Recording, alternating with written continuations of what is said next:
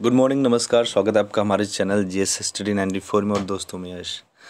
दोस्तों, आज का जो एडिटोरियल वो जनसत्ता से लिया गया है और जो आज का विषय है वो है सुनक के प्रधानमंत्री बनने के मायने। आपने देखा होगा इससे कुछ हफ्ते पहले जब ऋषि सुनक के ब्रिटेन का प्रधानमंत्री बनाए जाने की घोषणा की गई इनको, तो भारतीय मीडिया पूरी तरह से मानो इतनी खुशी की लहर दौड़ गई। ठीक है, जिस तरह से बाकायदे लिखा जाता था एक हिंदू सनातनी ब्रिटेन का प्रधानमंत्री बन गया। जी हाँ दोस्तों, वही ब्रिटेन जिसने तकरीबन 200 साल तक भारतीयों को तो छोड़िए पूरी दुनिया को उपनिवेश के रूप में उनका आर्थिक सामाजिक शोषण किया। ठीक है, और कुदरती रूप से उनका बहिष्कार भी किया और तमाम तरह के जो ताने बाने। आपको पता है जो चर्चिल थे, जो ब्रिटेन के प्रधानमंत्री भी रह चुके थे, उन्होंने कितनी विज्ञता कसी थी हम भारतीयों के ऊपर। बोलते थे भारतीयों को यदि स्वतंत्र कर दिया जाए, यदि उपनिवेश यहाँ से हटा लिया जाए, तभी भी वो अपने समाज का, अपने देश का कभी भी नेतृत्व नहीं कर सकते। यहाँ तक कि महात्मा गांधी, जिसे पूरी दुनिया लोहा मानती है और उस समय भी मानती थी, जिसने अहिंसा, सत्य और धर्म के नाम पर भारत जैसे देश के जन आंदोलन को एक बड़ा, कह सकते हैं, क्रांति में बदल दिया। बड़े बड़े अंग्रेज डरते थे। ठीक है, उनको उसने नंग फकीर और तमाम तरह की चीज़ों के नाम से संबोधित करते थे। चलते हैं अब आगे, देखते हैं। लग रहा है मुर्गी ने अंडा दिया है। अब यह देखिए, आगे लिखा है, ब्रिटेन की शासक चार्ल्स तृतीय ने पिछले दिनों ब्रिटेन की 57 में प्रधानमंत्री के रूप में ऋषि सुनक को पद की शपथ दिलाई। सुनक कंजर्वेटिव पार्टी के एक ही संसदीय कालखंड के तीसरे प्रधानमंत्री हैं जिन्हें न केवल अपने आप को सिद्ध करना है बल्कि आगामी संसदीय चुनाव में कंजर्वेटिव पार्टी को फिर से जीत दिलाने का दायित्व भी निभाना है। तो आप देख सकते हैं कि कंजर्वेटिव पार्टी से बिलोंग करते हैं और इस कह सकते हैं संसदीय कालखंड के तीसरे प्रधानमंत्री ये हैं। ठीक है, अब इनके ऊपर जो है दोस्तों बहुत बड़ी जिम्मेदारियां हैं, क्योंकि जिस आर्थिक मंदी से ब्रिटेन जैसा देश पूरी तरह से झेल रहा है, पूरी तरह से फंसा हुआ है, यदि उसको ऋषि सुनक जी ने निकाल दिया तो वाकई काबिल तारीफ़ ये होगी। जानते हैं, अगर हम इस चीज़ को इस तरह से देखते हैं कि नहीं, ब्रिटेन का जो है कि प्रधानमंत्री आज एक हिंदू सनातनी है, तो गलत है। अब अभी ये सोचिए कि ब्रिटेन में न जाति देख रहे हैं, न धर्म देख रहे हैं। ठीक है, आप कहाँ के हैं, किस देश के हैं, वो तक नहीं देख रहे हैं। हाँ, वहाँ पे क्या देखा जाता है, योग्यता देखा जाता है। यदि आप योग्य हैं, जैसे अमेरिका की एक हैं कमला हैरिस जी, 7 विदेश मंत्री हैं। ठीक है, तो वो भी भारतीय मूल की ही महिला हैं। तो ये योग्यता के आधार पर वहाँ पे ये लोग पहुँचे हैं, न कि भारतीय होने पर, न धर्म होने पर, न अपनी जाति होने पर। यदि आप उस योग्य हैं तो संसार के किसी भी कोने में रहेंगे, आपको आपकी सराहना की जाएगी, आपके बारे में अच्छी बातें लिखी जाएंगी, आप आगे बढ़ेंगे। पर हाँ, वो योग्यता आपके अंदर होनी चाहिए। पिछले चुनाव के बाद बोरिस जॉनसन प्रधानमंत्री चुने गए थे, लेकिन कोरोना काल में उनकी दावतों ने उन्हें ब्रिटिश समाज में खलनायक बना दिया था। तो देख रहे हैं बोरिस जॉनसन को किस प्रकार से कोरोना काल में खलनायक बना दिया गया। मेडिकल इक्विपमेंट के मामले में, ट्रीटमेंट के मामले में सैकड़ों हज़ारों लोग मर गए, रोडों पे चिल्ला रहे थे, चीख रहे थे। ठीक है, कई ऐसे फोरम थे, संघ थे, जिनसे बिना पूछे ये बाहर निकल गए हैं, जिसका खामियाजा आज भी उनको भुगतना पड़ रहा है। देखिए, यह ब्रिटिश अर्थव्यवस्था भी खस्ताहाल हो चुकी थी और इन सब कारणों की वजह से बोरिस जॉनसन को प्रधानमंत्री पद से हटना पड़ा था। तो उन्होंने सोचा, जब इतनी खराब स्थिति मेरी चल रही है, मेरी लीडरशिप इतनी खराब चल रही है, तो यदि मैं आगे भी इसी पद पर बना रहा तो ज़्यादा दयनीय और ख़राब हो सकती है, और उससे पहले मैं इस पद से पदच्युत होकर निकल लूँ। उनके बाद लिज ट्रस देश की प्रधानमंत्री चुनी गई। अब देखिए, उनके पद से हटने के बाद लिज ट्रस देश की प्रधानमंत्री बनी जब उनका चयन हो रहा था तब भी ऋषि सुनक प्रधानमंत्री पद की दौड़ में बराबरी से बने हुए थे। हाँ जी हाँ दोस्तों, कुछ महीने आपने देखा होगा टीवी वगैरह में, प्रिंट मीडिया में दिखा रहा था कि ऋषि सुनक जो भारतीय मूल के हैं वे प्रधानमंत्री बन सकते हैं, पर इसमें कहीं ना कहीं संदेह था। ठीक है, क्योंकि लोगों को पता था इतनी आसानी से चीज़ें नहीं हो सकती हैं, क्योंकि उस दौर में जो ट्रस्ट थी वो इनसे काबिल थी, उनसे बेहतर थी। हालांकि वे उस समय पार्टी का बहुमत हासिल नहीं कर पाए थे, ये ऋषि सुनक के बारे में कहा जा रहा है। लिज ट्रस्ट के चयन के समय भी ब्रिटेन के समक्ष जो आर्थिक चुनौतियां थीं वे गंभीर थीं। दुनिया के मीडिया में ये आशंकाएं व्यक्त की जा रही थी कि ब्रिटेन के सम्मुख जो आर्थिक संकट है उससे मुक्ति पाना कठिन होगा, ऐसे में ट्रस्ट ज़्यादा समय तक नहीं टिक सकती। वैश्विक मीडिया का आकलन सही निकला और मात्र 47 दिन में ही उन्हें पद छोड़ देना पड़ा। ब्रिटिश अर्थव्यवस्था को दुरुस्त करने का यह चुनौतीपूर्ण दायित्व अब ऋषि सुनक के कंधों पर है।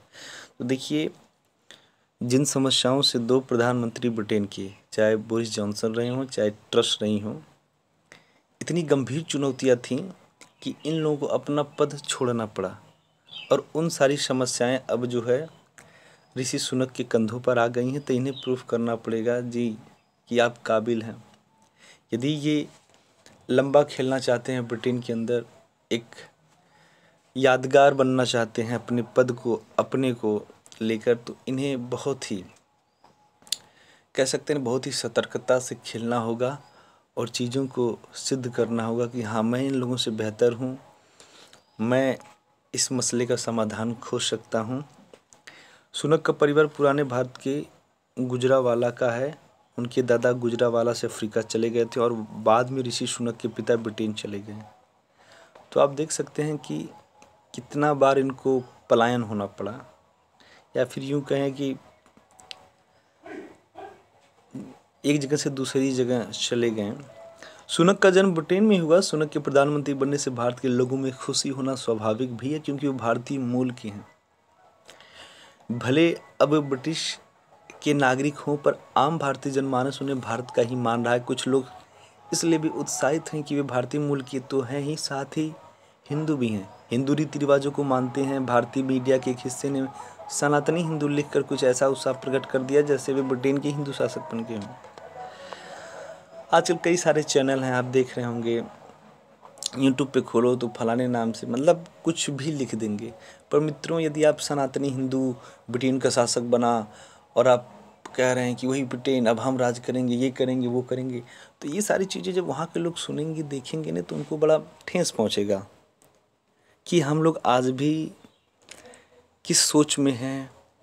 ठीक है, हम लोग की क्या विचारधारा है, इससे उन्हें ठेस पहुंच सकता है, क्योंकि वो योग्यता के आधार पर ऋषि सुनक जैसे लोग उस ब्रिटेन में प्रधानमंत्री पद पा लिए हैं, न कि जाति धर्म सनातनी होने पर। ठीक है, हालांकि ऐसा लोग भूल जाते हैं कि ब्रिटेन में भारतीयों की स्वीकार्यता के पीछे कारण धर्म नहीं, बल्कि सबसे महत्वपूर्ण और एकमात्र कारण महात्मा गांधी हैं, जिन्होंने अपने अहिंसा और प्रेम से, अपने विचार और चिंतन से आम ब्रिटिशों को अपना मित्र बनाया था।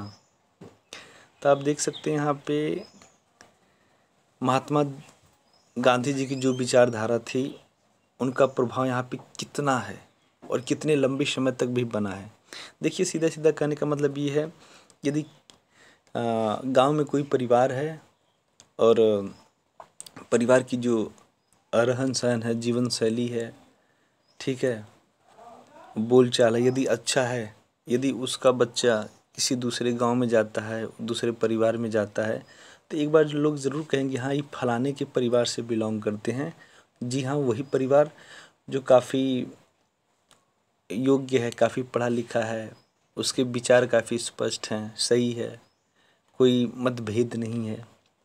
तो ऐसे में क्या है, आपको भी प्राथमिकता दी जाती है, आपकी इज्जत की जाती है। ठीक वैसे ही है, अगर हमारे देश के लोग भी पाकिस्तान की तरह जाकर किसी देश में बम बारूद बिछा देते हैं, फूट जाते हैं, ठीक है, कोई ब्रिज उड़ा देता, कोई किसी देश में बच्चों को उड़ा देता, तो हमारे प्रति नज़रिया देश का ठीक वैसे ही होता जो आज की स्थिति पाकिस्तान के अंदर है।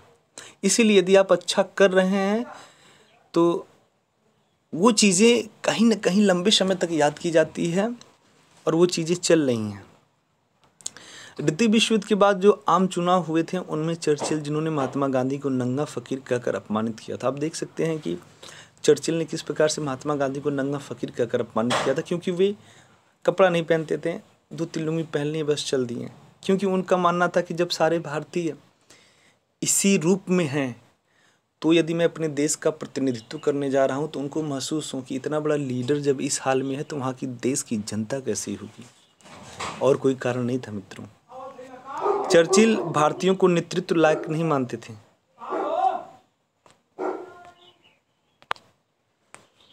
तो फकीर करके अपमानित किया था। चर्चिल भारतीयों को नेतृत्व लायक नहीं मानते थे। उनकी पार्टी चुनाव में हार गई थी और जिस पार्टी ने उपनिवेशों को आज़ाद करने की घोषणा की थी वह चुन कर आई थी। इन चुनाव परिणामों का यही एक संदेश था कि आम नागरिक के मन में भारतीयों के लिए देश नहीं रहा है। इसका बड़ा कारण गांधी की स्वीकार्यता थी, जिन्होंने ब्रिटिश नागरिकों के मध्य विभिन्न मुद्दों को उठाया और उपनिवेशवाद की मानसिकता को बहुत हद तक बदला था। ज़्यादा आप जानते हो उपनिवेशवाद होता क्या है।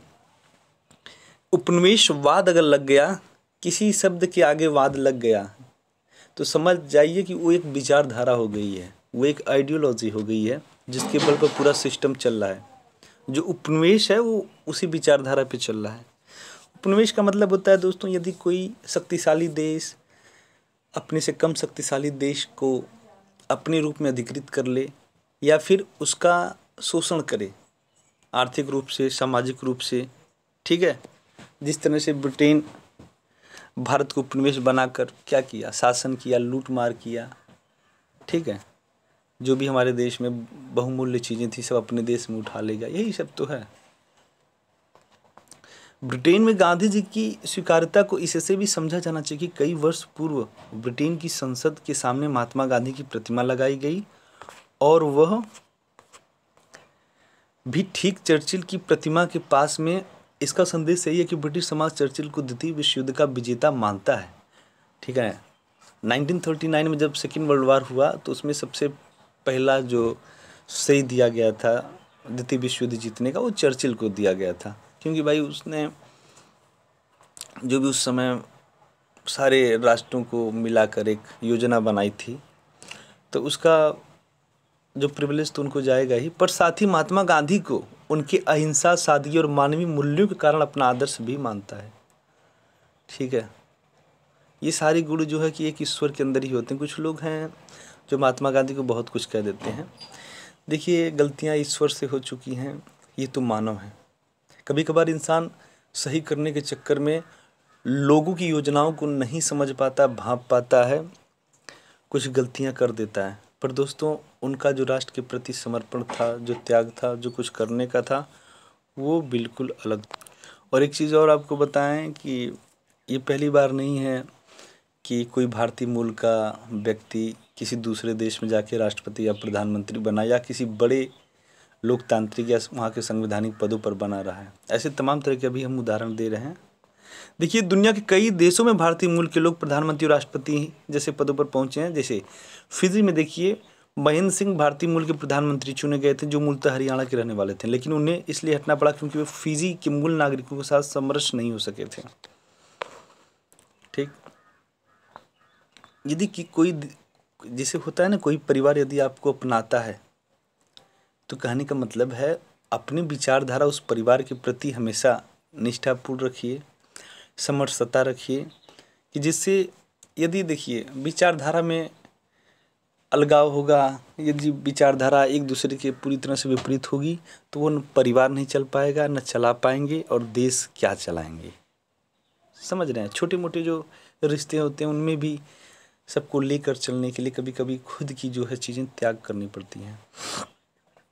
मॉरिशस जैसे देशों में अधिकांश मतदाता भी भारतीय मूल के हैं। हाँ जी दोस्तों, मॉरिशस जो है ना, जब आप वो मैप देखेंगे तो साउथ अफ्रीका के ठीक पूरब में छोटा सा एक द्वीप है और वहाँ पे सब भोजपुरी भी बोलते हैं।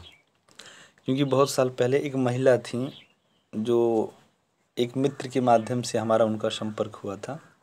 लेडी थी, उनकी उम्र बहुत ज़्यादा थी, फिर भी एक दोस्त के रूप में हमारी उनसे मुलाकात हुई थी। तो वो भोजपुरी बोलती थी, हिंदी बोलती थी और बताती थी कि हमारे मम्मी पापा पहले यहीं के थे, उत्तर प्रदेश के बलिया के। सिंगापुर की राष्ट्रपति हलीमा याकूब भी भारतीय मूल की हैं, उनके पिता भारतीय थे। पुर्तगाल के प्रधानमंत्री एंटोनियो के पिता का जन्म गोवा में हुआ था। मॉरिशस के वर्तमान राष्ट्रपति भारतीय मूल के हैं, वहाँ के प्रधानमंत्री भी भारत से गए हुए हैं। सूरीनामा के राष्ट्रपति चंद्रिका प्रसाद संतोखी के दादा बिहार से वहाँ गए थे। गुयाना के उपराष्ट्रपति भरत जगदेव की जड़ें उत्तर प्रदेश में हैं। सेशल्स के राष्ट्रपति राम कलवान के पुरखे बिहार के थे। अमेरिका की उपराष्ट्रपति कमला हैरिस भी भारतीय मूल की हैं। जी हाँ दोस्तों, उपराष्ट्रपति हैं कमला हैरिस, ठीक है, भारतीय मूल की हैं। इन सब से यही निष्कर्ष निकलता है कि जो भारतीय विदेशों में जाकर बसे हैं वे उन देशों में वहाँ के मूल निवासियों के साथ इतने घुल मिल गए हैं कि वहाँ के मूल निवासियों ने उन्हें स्वीकार कर लिया।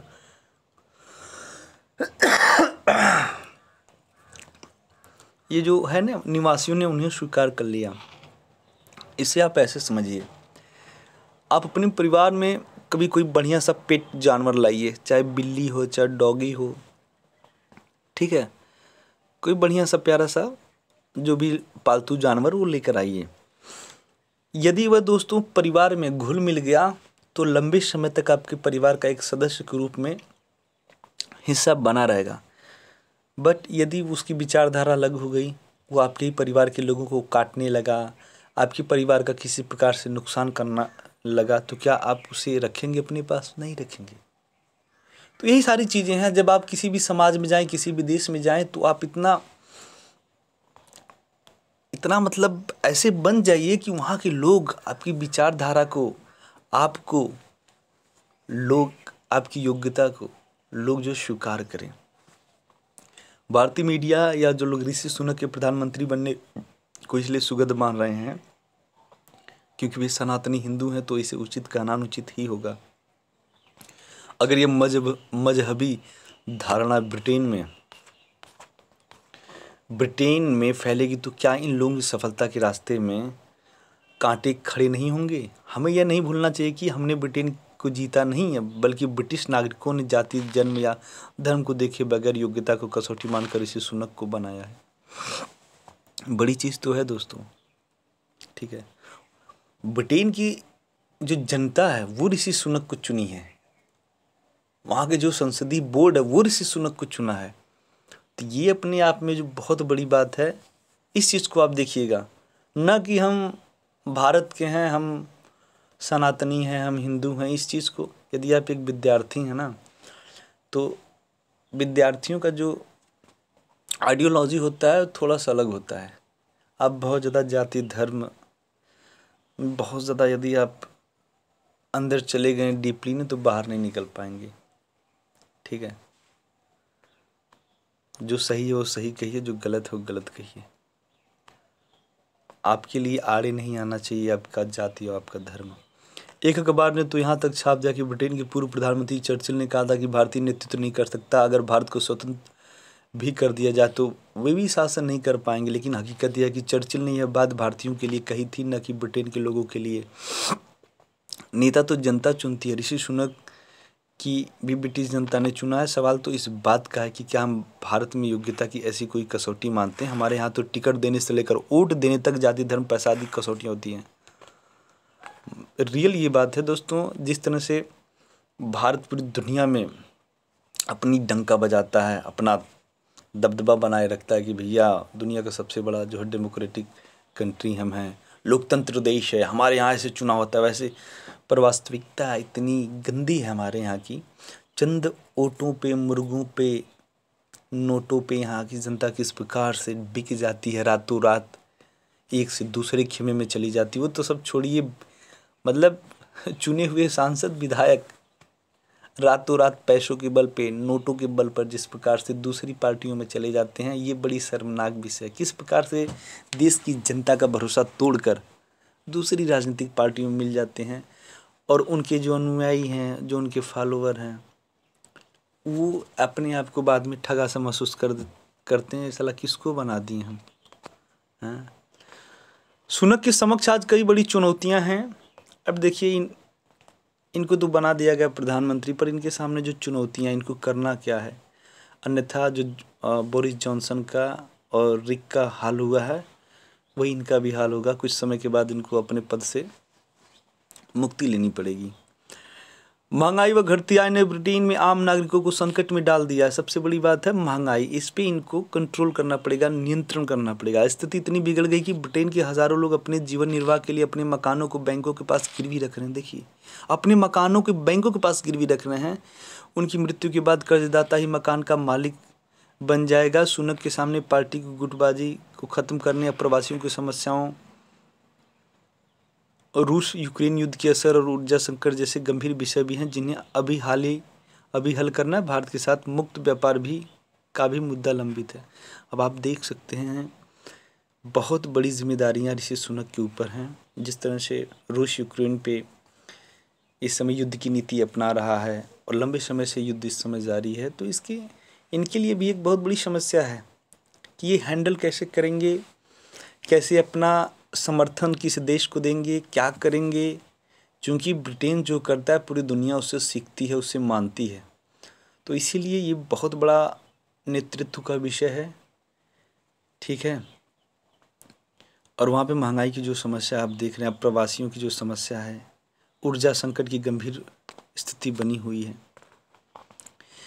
ब्रिटेन ने सदियों तक दुनिया के बड़े भूभाग पर शासन किया, वहीं उसकी संपन्नता का राज है। दूसरी तरफ इस संपन्नता के दौर में जो विलासितापूर्ण जीवन शैली ब्रिटेन ने अपनाई और साम्राज्यवाद को जमाने की विलासी मानसिकता को नहीं छोड़ा, यही उसके वर्तमान संकट का कारण है।